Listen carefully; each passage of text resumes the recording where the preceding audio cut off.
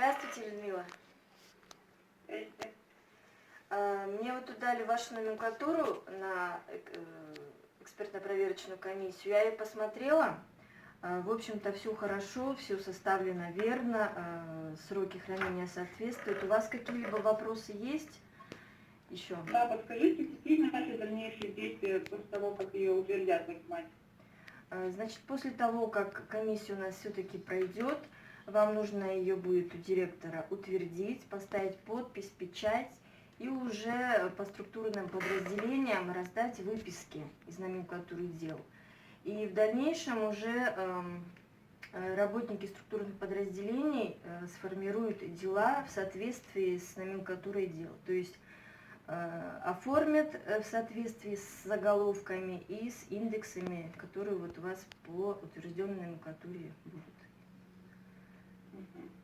Ага. А еще подскажите, вот если, например, в течение года у нас будут какие-то новые эти документы появятся, то как мы их оформляем?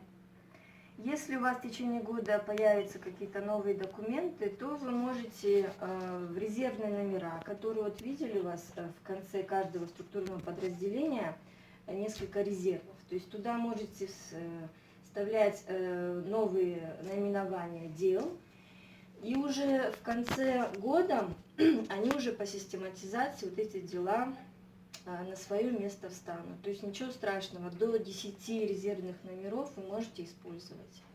Если же у вас будет, да, до 10. Если будет больше, тогда уже, ну я думаю, тогда уже нужно будет заново пересматривать номенклатуру и снова подавать ее на комиссию. У нас вот эта теперь номенклатура, получается, 2020 года, да, она действует до 5 лет, да? Правильно? Да, 5 лет это в случае, если у вас не будет каких-либо структурных изменений.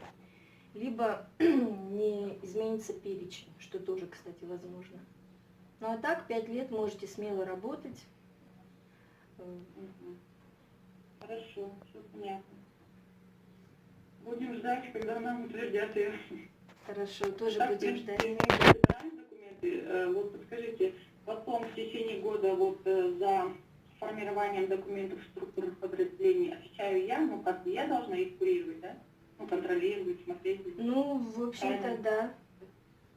Ну, хотя в идеале, конечно, в каждом структурном подразделении должен быть свой ответственный за формированием дел. Но это в идеале, конечно же. Ну а так, вы как ответственное лицо, конечно же, должны следить за тем, чтобы у них все было правильно. Все, если больше вопросов нет, всего доброго, до свидания.